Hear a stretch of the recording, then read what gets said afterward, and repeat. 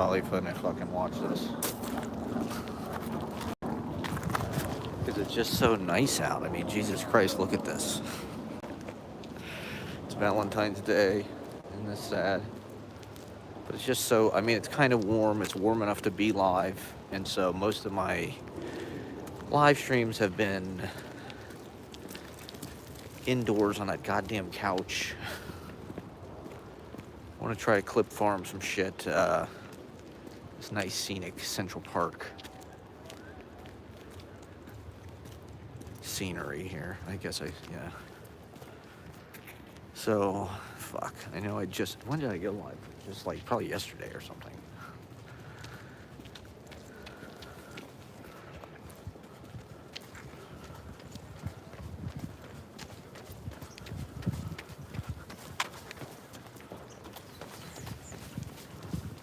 Is it in the walking area?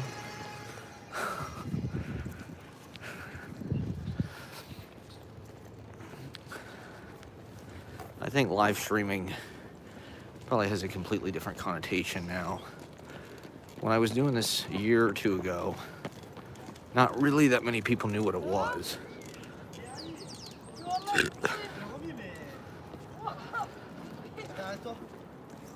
Now it's like people know what live streaming is, and they're sort of vaguely aware of it as like part of, I don't know, manosphere.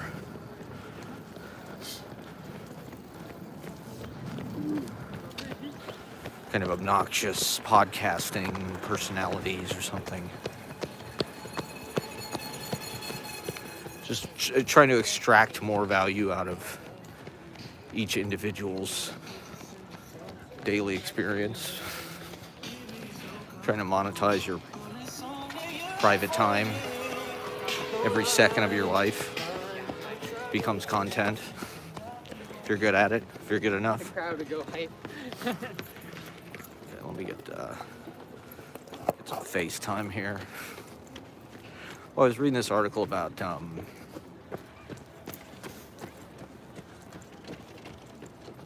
it was in the Atlantic. There was a couple of them. I was reading about John Updike. People are constantly reassessing John Updike, going back, trying to find that but apparently all he writes about is sex. He treats objects like women. Man. I've got my karaoke machine. So my real mission here is trying to do karaoke in Central Park on Valentine's Day. I'm just trying to extract more value from my Valentine's Day. And you can do a show anywhere. You can do a show anywhere, anytime. You don't need a venue. The venue is just a middleman between you and your audience, or lack thereof. In my case, if there was thousands of people watching this, it would make sense. I decided this is my novel. This is my power broker. This is the way I talk about society, the structures. This is my autofiction. So I'm weaving together endlessly the complicated structures that enable our lives to play out in these ways and what they mean. I've been thinking a lot about, this is my power broker. This is my Robert Caro mega novel, nonfiction, investigative reporting, film, miniseries, epic miniseries, television event that no one watches. But it's all, I don't know, it's dense. If you're into it, it's just endless. So anyway, I don't know, I've just been thinking about how I have to live kind of sympathetically with whatever's going on politically. Or like my life is this weird kind of unconscious internalizing of the news. Things are local, like Epstein's from Seagate. And when I lived in Midwood, I had never heard of fucking Seagate. Seagate is some fucking gated rich people community in Coney Island.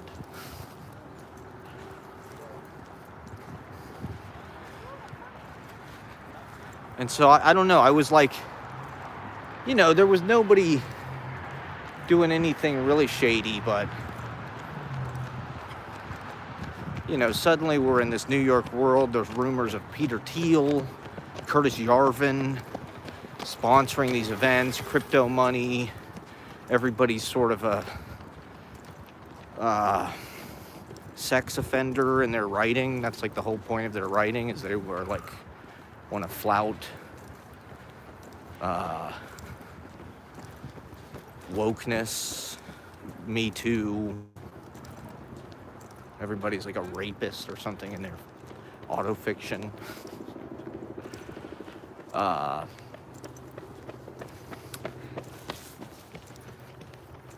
So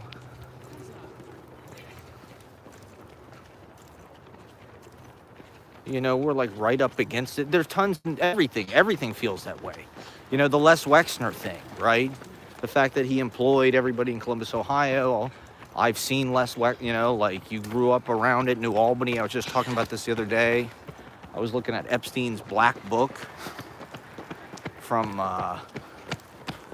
the 90s. He had Wexner in there. His address in Columbus, Abigail Manor, is one Club Drive or something, Club View or something. So I don't know. I'm really just getting this for all the...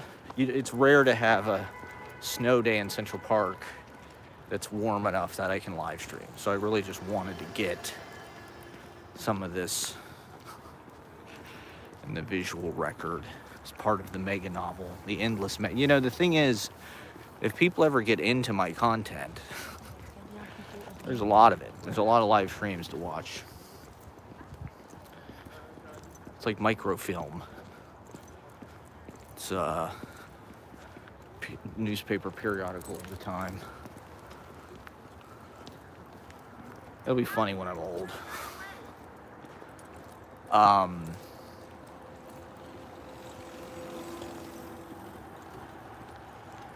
don't know. Maybe that's just telling yourself stories. Yeah, so Epstein's address book from the 90s had all these Wexner addresses and New Albany Country Club. I confused New Albany Country Club for New Albany Links. When we were in high school, our golf home team golf course was New Albany Links. And so when I saw New Albany Country Club in Epstein's Black Book, I confused it. I was like, oh my God. It all makes sense. Epstein was like involved with our golf team somehow. Well, my friend's dad built the golf course and was sort of like an owner, and there was always like he was maybe going on dates with like Victoria's Secret models and this and that, which for Columbus was kind of unheard of. And this was in the late 90s, early 2000s. And so you're like, fuck, maybe Epstein was rubbed shoulders with these goddamn people. He had a lot of Wexner business in his Black Book, which makes sense because he was his, like, power of attorney and shit.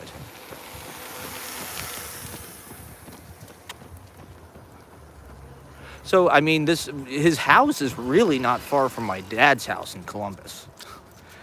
Johanna, not to dox anybody, but New Albany is really not far from. So to think this shit may have been going on, within 20-minute drive. And just the way it all filters down. The culture of Victoria's Secret and trafficking, body shaming, anorexia, Victoria's Secret bath accessories. This is something I saw a TikTok video about.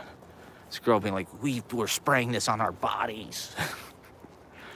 These pedos were, selling us it's like, well, I remember having a conversation. You should have known it at the time. I don't know. Why were you using that shit?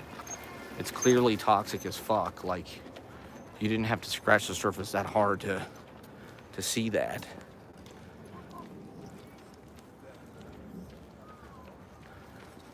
But I remember having a conversation with some Abercrombie people in 2012 or 2013, where I confronted some people out front of a bar about, you know, do you feel good about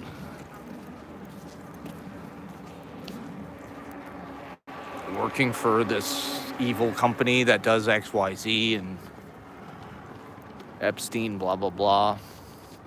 They're like, are you serious? We don't care. Give us a break. We're trying to get paid. We could care less. Go away, you fucking nerd.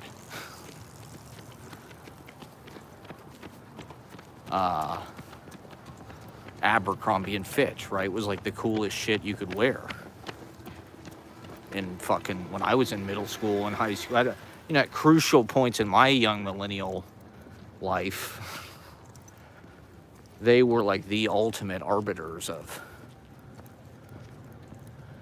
what's cool, and you either were able to afford their expensive clothes or you were a fucking loser, like me. And there was a whole, there was a whole system of like who they would hire to be their associates. You could be an Abercrombie fit model and all this shit. You know, their entire brand image was predicated on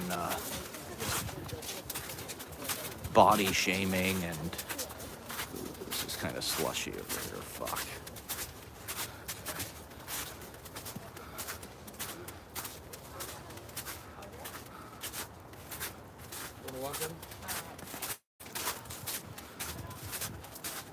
Okay, there we go.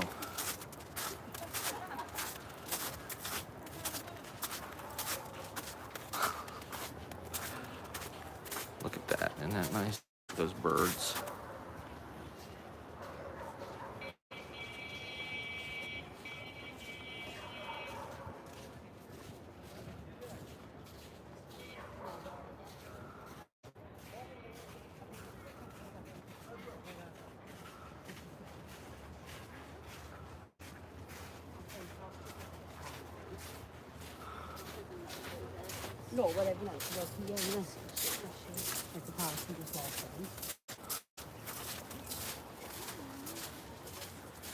I had a really nice day yesterday. I sort of accidentally went to all these art galleries. Well, I don't know. Epstein's townhouse is literally like sort of not far from where I walk every freaking day practically. And so I was just like, you know, let me just go there. Let me go investigate myself. Let's just go see what we can. I'm kind of obsessed with this, like a lot of us are, and rightly so, I think. And I was just like, you know, let me just go there and see what it. Why not? Just see what the vibe is like. See what you can learn.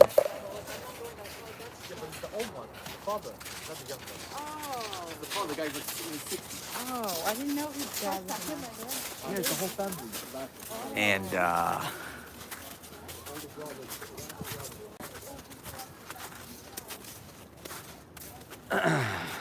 you know, he lives in this fucking amazing neighborhood, obviously.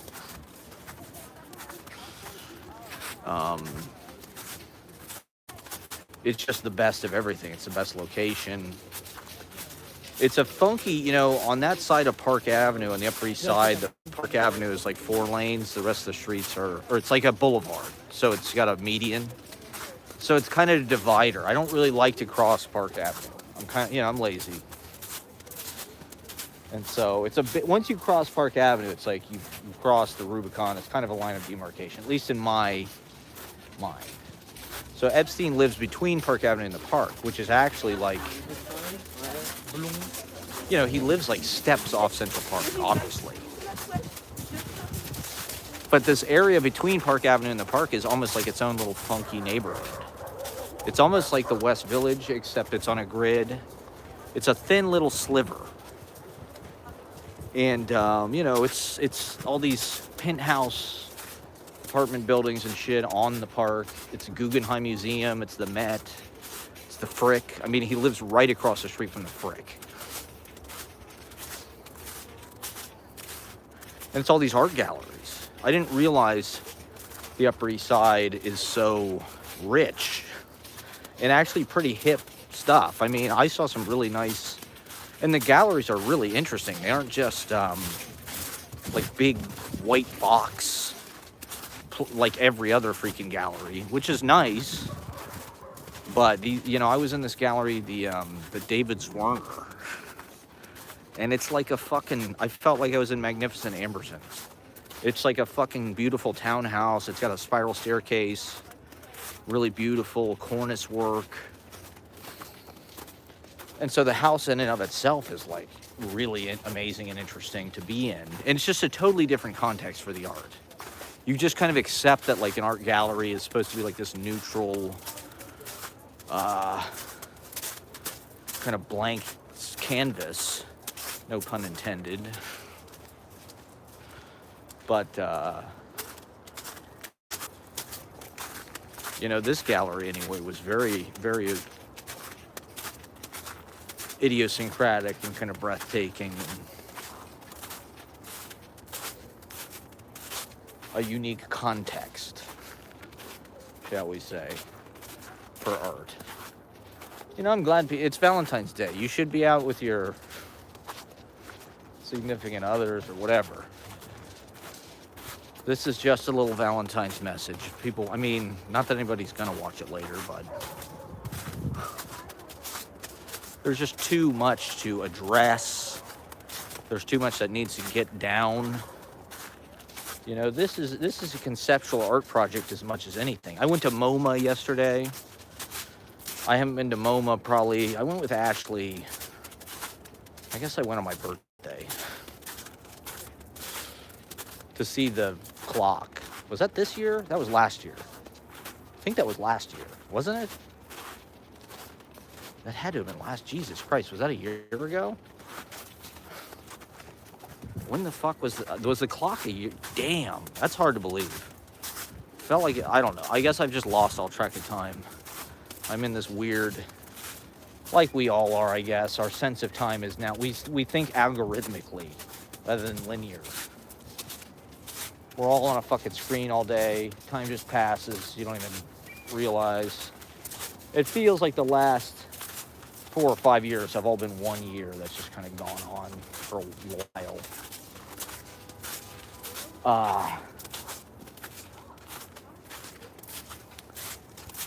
In any case, went to MoMA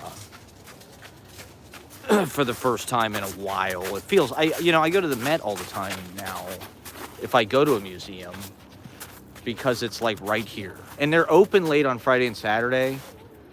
So like when I would take the train up here on Friday, it would be cold or whatever, so I could like go in the Met for a few hours until 9 o'clock to stay out of the cold and look at paintings and experience, you know, the beauty, the collections and all that. But then I'd shoot across the park to West Park open mic at the church on 89th Street or whatever. I guess I could do here maybe.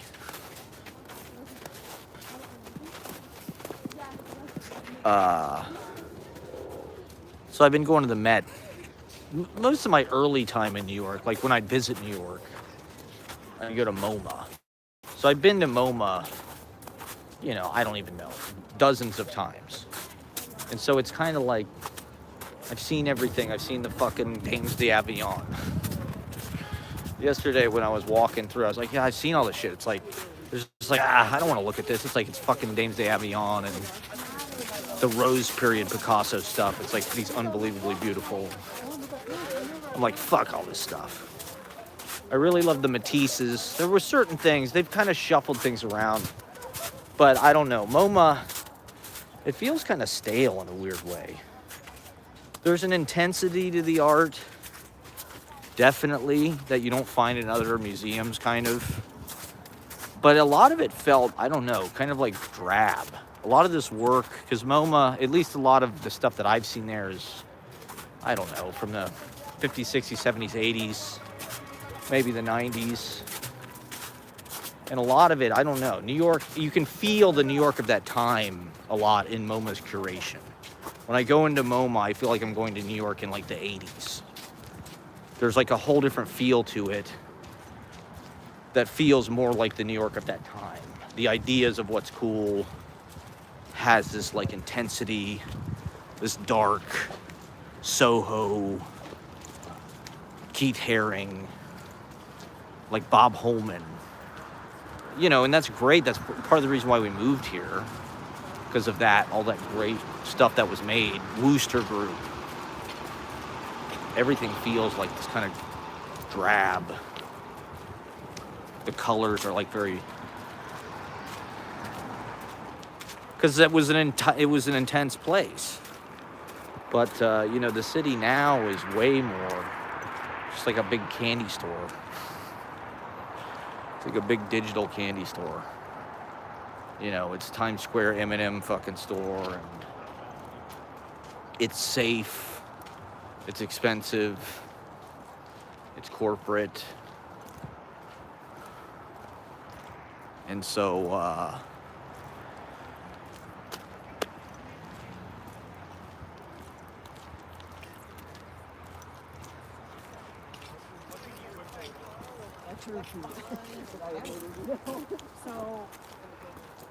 I don't know. A lot of the stuff at MoMA, I just felt like it was not actually that inspiring, weirdly.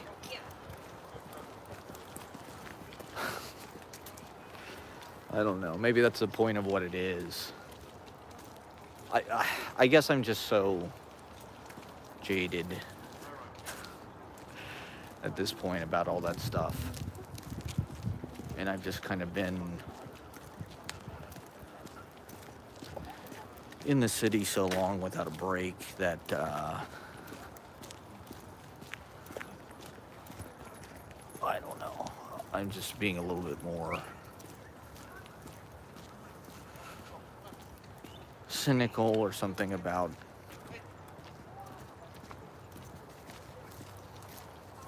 I don't know. In a weird way, I feel like I have a more of a realistic idea about what New York is.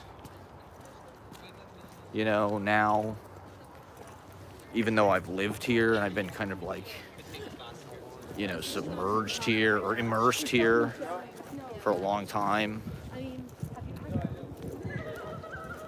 you know, you have a lot of romantic ideas. And to be honest, it's just such a big place that, like, in order to actually kind of experience it and really feel what it is for yourself, it's like you have to go to a lot of places. You got to go to a lot of neighborhoods. I mean, I've seen the changes over time, like even just seeing the way that generations have changed. You know, like going to Pete's Candy Store, for instance. Going back to that place throughout different intervals in your life.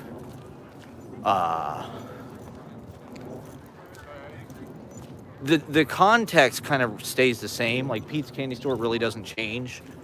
But like the people that are in Pete's Candy Store, the looks, the clothes, the subcultures have shifted. And it's still packed, and it's still,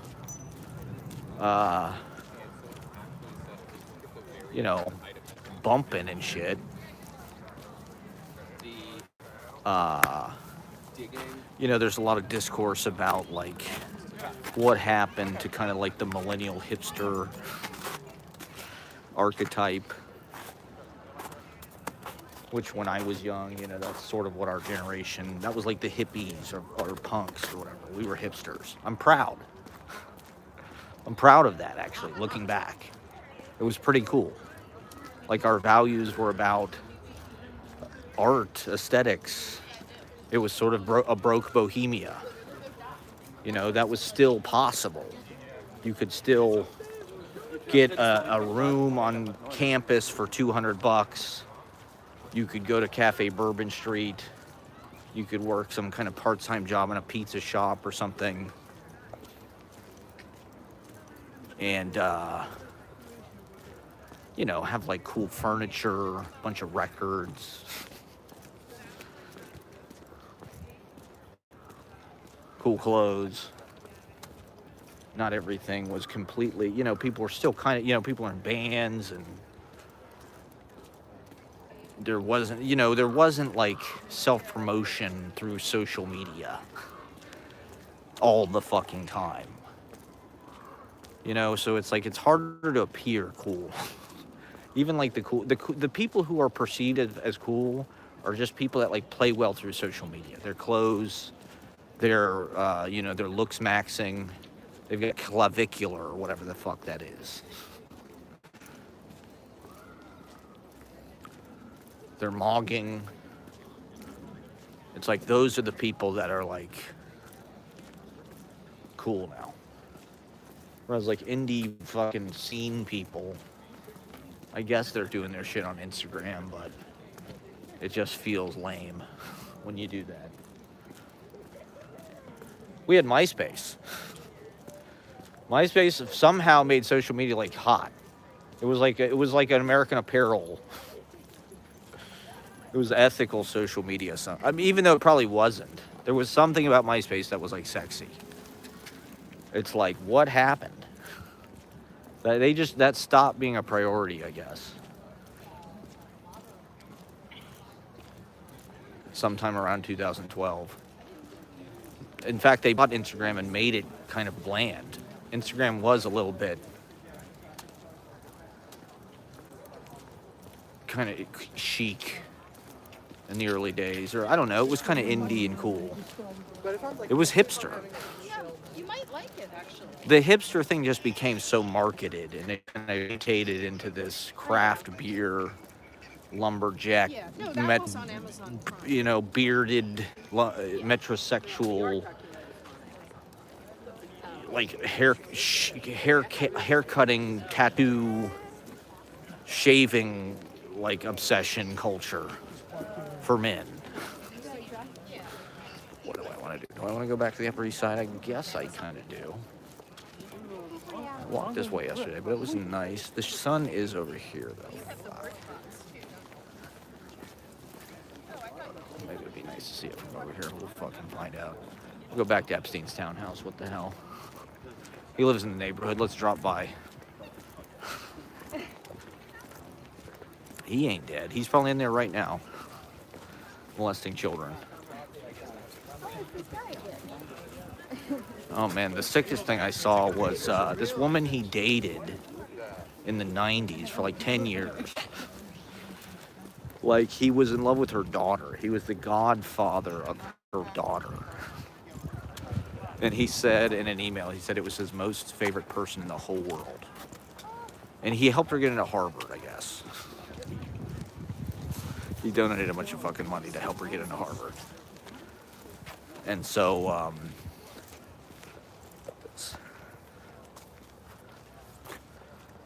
see, we're knights. Sacred, what's going on? The battle between light and darkness.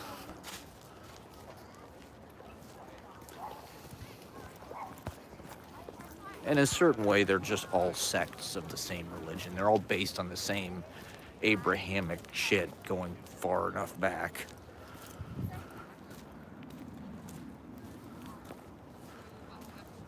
Let's see what I can do here. Fuck.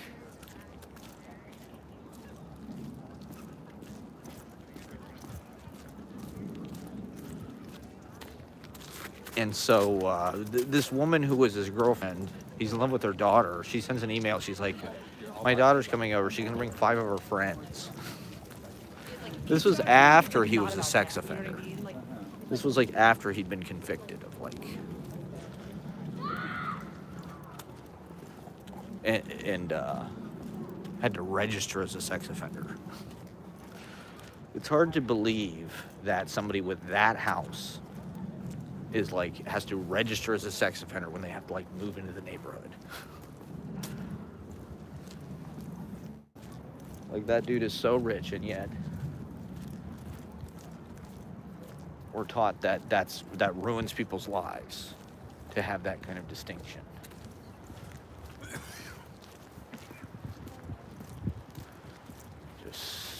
I'm gonna smoke real fast. I'm probably just gonna be on until it gets dark, maybe. Not that long, but I just wanted to, like I said, get some of this landscape in. Oh, shit. Okay.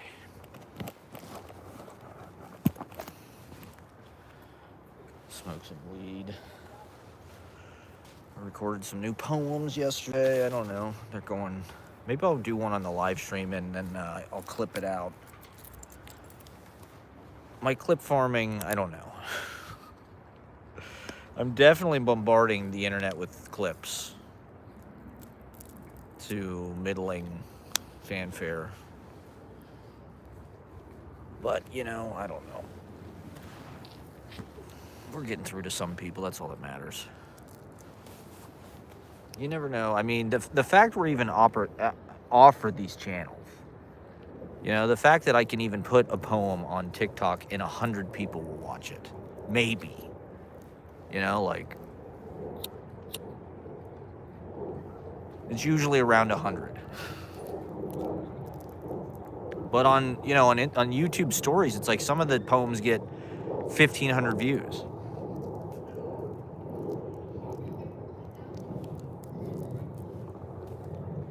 Maybe a couple of those people, it'll have some effect. That's something that you couldn't have done otherwise.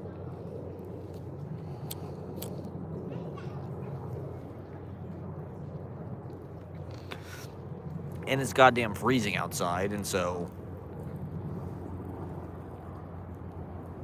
What the hell? I don't know. I don't know what people... I'm unk. I'm chopped in unk.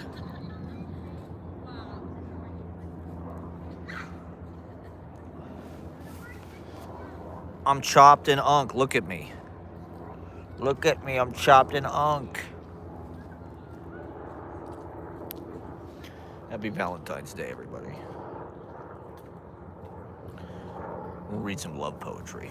No one's watching, no one's liking. It's because I'm just too much of a truther about Epstein, man. I just, it's, you know, the thing about Epstein, everything about it, but it's really a class issue. Because this guy was one of the wealthiest people on earth, or among, you know, the top, the 1% of the 1%. He was certainly living large.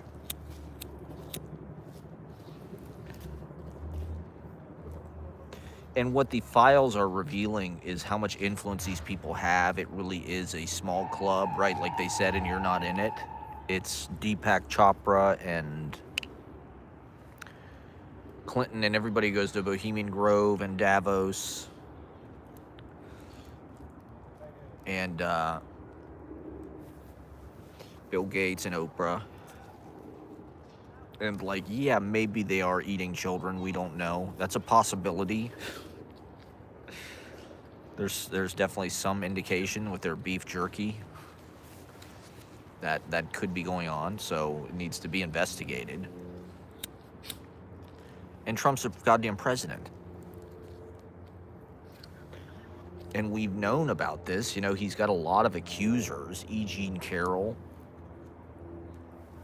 A lot of these women like disappear or die under kind of like mysterious circumstances. Ivanka. Didn't one of them commit suicide? Virginia, or one of them killed themselves. I'm sure a lot of them have. Or a few of them, I don't know. And so, I don't know, it reveals systemic things that people have suspected. You know, does it go as deep as child sacrifice and this and that? Like, possibly. That's kind of a freaky, scary revelation for all of humanity. You know, I was looking at the New York Times today. It's not even on the front page. So I don't know. Maybe it's just a online thing. Maybe people in the real world, like, still don't care. Maybe it's just like some indication that you're like extremely online.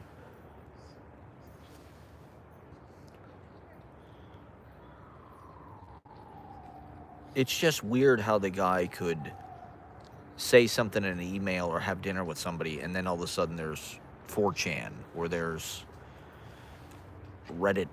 You know, they had their they were actually very effective in shaping the public narrative and creating these kind of like media networks that like did their work for them.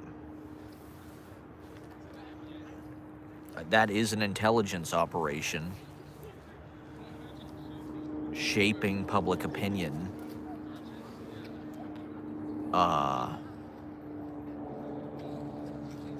And so the Epstein story is kind of like a key to the way that we're manipulated by the ultra wealthy and how they think about us and what they do for fun. The billionaire class, how they distract people from actually engaging in a class war, actually taking them down, actually, you know, making things sort of better for everybody. They seem to thrive on our suffering or something. It's like a part of their deal. It's not enough to just be rich. It's like they have to employ all of us, force us into like labor to afford rent, to just survive. You know, it's like you've got to be basically like a workhorse just to even fucking afford to stay alive. It's like you'll be homeless, you won't be able to eat unless you submit to 40 hours labor a week at some kind of job that's probably not going to be your preference. It's probably going to be bad for you, maybe physically.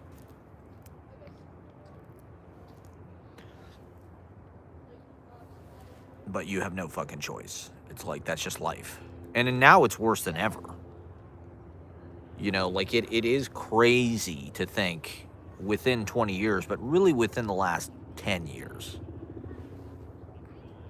that's when there was a hyper acceleration of our cost of living. And that seems strategic. It's I wouldn't be surprised if there's emails going around. I mean, all of Trump's administration is a bunch of billionaires.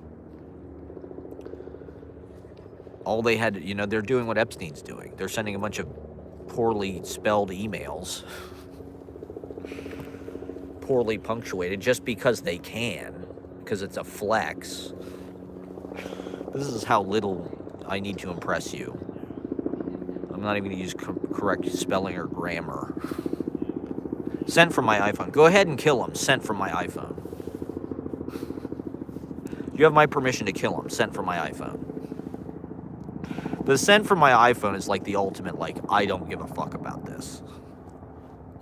I didn't even go to my desktop. I did voice to text on this. My predictive text is fucked up. I had Siri write this email. That's how little I give a shit. Sent from my iPhone. Sent while I was taking a shit.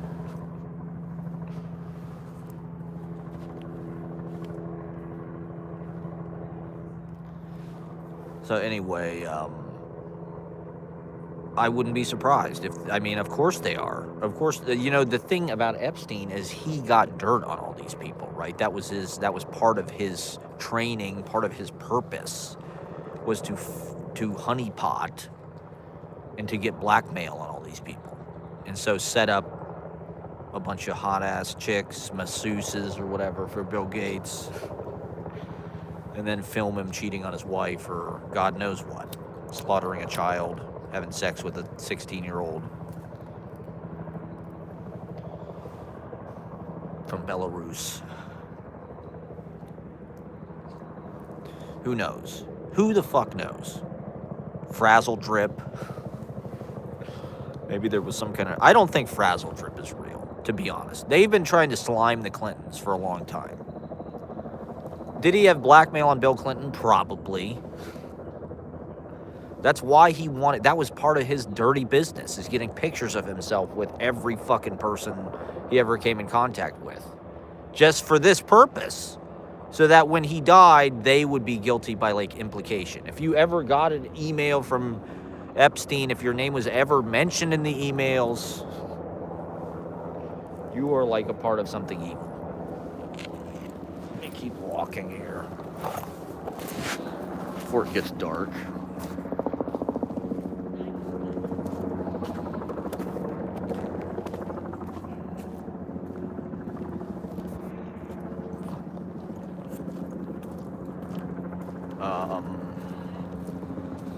I doubt if I can take my karaoke machine in the Met.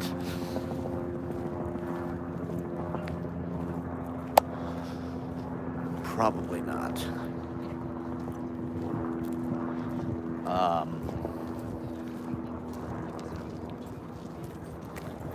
Yeah, I would. But I think You know, Wexner's the richest guy in fucking Columbus. He employs a big part of the town. He's deciding how they live.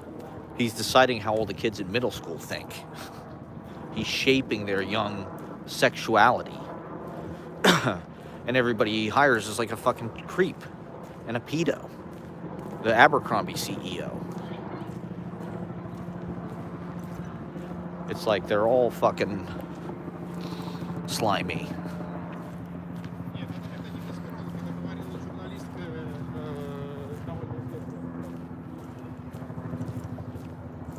And they run everything.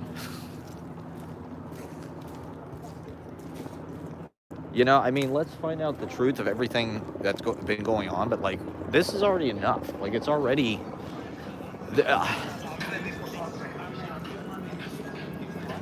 like, there needs to be, like, a populist uprising. If this isn't enough...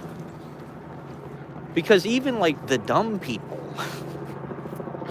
I mean, all the dumb people were the QAnon people. You know, they're the ones that stormed the Capitol and shit. This guy's live streaming, too. It's me and him. All you have to do is dress like a wizard now. If you want to get popular on the internet, just dress like a wizard and be like, oh, I'm like a wizard in Central Park. I saw this guy, he's walking across America, or he's hitchhiking across America, but he's dressed as a wizard. Like, people are going to eat that up. Oh, wow, this guy's a wizard. So I need some kind of character. It's like endearing to people. Some kind of dumb fantasy thing, or Lord of the Rings. Guy crosses America dressed as Bilbo Baggins. I don't know. Maybe that's bad. My sensibility really clashes with the internet. Like, I don't know. I don't know who's out there that's going to appreciate these references. Oh my God. Happy Valentine's Day. Oh, yeah. We're on. We're on. We're live. We're here, live. everybody. That's right. Live Da-da-da. from Valentine's Day. Exactly. Here we go. Here we Valentine's go. Day in the Love. snow. Dude, I got my karaoke machine. Amazing. Have you been busking? Well, I was kind of just trying to vibe into it. So, you know, I'm trying to kind of figure it out where to do it, and I've got my dual phones, so Yeah, figure it out as you go along, man. Start small and then build. Baby steps, man. Baby steps. It's for worked Valentine's for me. Day. It's worked for me. Yeah. The baby steps. Baby steps to karaoke. I mean, you know, it's Central Park. It's I don't know. I'm kind of afraid of the audience, I think, in a way. You know, like busking. I've never been... Man, the audience fears you. Yeah. The audience is under your cobra hypnosis. You know? Yeah, you're right. They want to be. They want it. The audience why wants they're your there. Yeah. Kundalini so they can have their Kundalini, so the universe can have its Kundalini, so we can be Kundalini free. Oh, yeah. We got to get rid of that Kundalini, baby. What do you got? Gotta exercise the Kundalini. Ha! Ah! Oh! Oh! Wow. Yeah, so it's like Saturn and Aries or something today. Yeah. It's the first day. I And guess. Neptune. Yeah. Okay. Yeah. Conjunct. Right. Yeah. What does that mean exactly? Do you think? That's a bad or is that a good? It's or tough love Okay. and Yeah. Fantasia Okay. in one. In one contracting birth spasm. Wow. Yeah. Fantasia. Yeah. That sounds good. Fantasia and Yeah. And tough, right. tough, Oh God. real tough love. Oh.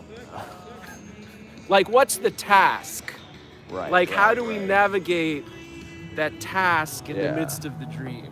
Right. You know? Uh huh. Uh-huh. Take on me is the answer. Right. Take on me.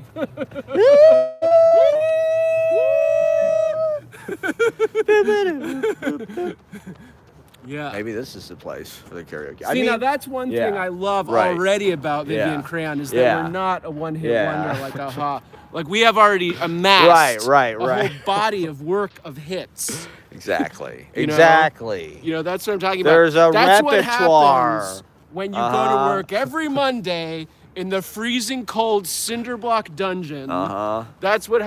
happens. Oh yeah. And that's what happens when you go to Ethel's and you go to the Poetry Project, all the places. I'd like to set up another Young Ethel's thing. I was just thinking about that Yes. today. For, Yes. like end of February or. Meltdown Yeah. Ethel's Uh-huh. in the end of February.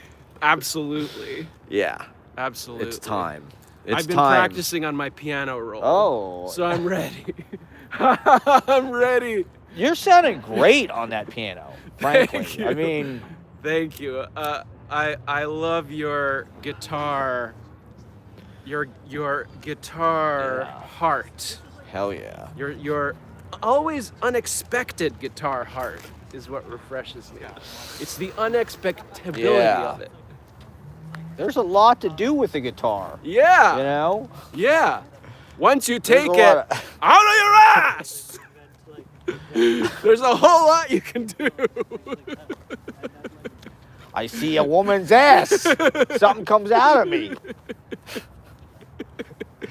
I put the guitar up my ass. Ah. Whoa. Booby. Whoa now, booby. I get some cafe au lait for myself because there's no more fantasy. There's just me. My balls feel like concrete. I'm alone with the alone. Get your own fucking cafe au lait.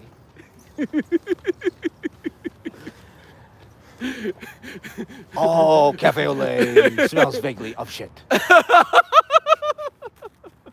And real estate. I'm in the dark here. Did you read his? Well, yeah. I'm in the dark here. What did I read? His what? book? Pacino's? He had a book like Pacino Sunny had a- Boy. Yeah, memoir. It- I read part yeah, of it. Yeah. I read Yeah. the part of it Yeah. that was in the New Yorker. Right. Yeah. Because that is the key. New Yorker is the great laxative. When you read the New Yorker on the toilet, you don't need any Miralax, you don't need anything. You just read the New Yorker. Everything It's the ultimate like- all-natural yeah. laxative. Because everything in the New Yorker is such shit that it encourages the shit out of you, literally. It's like, oh, I want to join this shit. Yeah.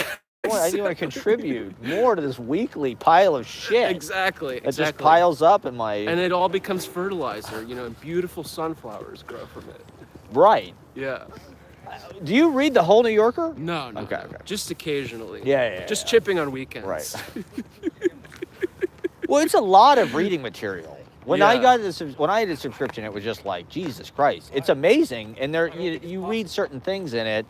I probably read the nonfiction, I guess. That was like maybe what I got more out of in a way. Yeah. But I don't know. Anyway, it's been a while. Yeah. yes, Yeah. young yeah. Ethel's Yes. end of February funnel, in the midst of Mercury retrograde. Oh, okay. The return to the murk of the Ethel aliens and the Ethel alcohol. The drop ship. And the young The freak Ethel, priority. The lung Yeah. Ethel. The full of lung. That's Yeah. right. The young kung fu, well hung, Yeah. stinging Ethels. We love young Ethels. We do love young big time. Ethels. We Young love Ethels the. is That's a total one of endorsement. One of our great It's a woodsheds. site of many battles. Yeah, right. Of course. Yeah. Many things went on in that room that. Even night swimming went on in yeah. that room. Even night swimming.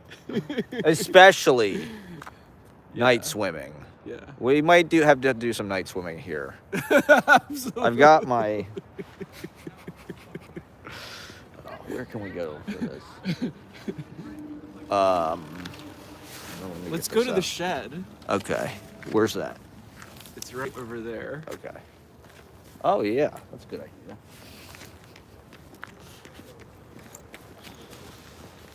The shed. Yeah. Have you ever been to the Frick Research Library? No. Oh my God, it's pretty dope. Whoa, what's in there? It's attached to the Frick. The reason I found out about it is because I was walking to Epstein's townhouse, which is on 71st Street, to just see it. And the Frick Research Library is right across the street, which is not that great of an omen, but it's a free membership. And it's like this really amazing old, like, it's sort of like the Rose Reading Room. Uh-huh. It's a little smaller than that, but like theoretically they have like collections of like archival materials and shit that you can look at. But it's just a nice indoor, it's the space is unbelievable. It's like they got this wooden elevator and it's like very classy. And the vibe is like the New York Public Library, 42nd Street a little bit. But I'd never heard of it. I was like, this is pretty nice for just like a free, you go, you write, you can read there. Great. Yeah, it's like right by the, it's attached to the Frick. Frick. So it's like, yeah.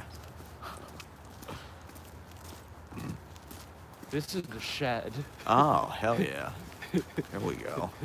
Okay. It's one of the many Let me get my, woodsheds of the Ramble. Oh, shit, okay. The Ramble is a cathedral of woodsheds. Ah. Yeah. There's going to be some hot hanky-panky here tonight in the snows of Valentine's night. Yeah, the Ramble. Oh, yeah. I'm going to melt this snow with the Yeah. hot. The Ramble Shed. Oh, shit, okay. This is where the dirty business goes down. Infrared cum will melt the snow. Oh, there are castles right there. Yeah. Oh, my God. What a horny location. Yeah. Perfect place for some. All right, let me shut this off maybe, or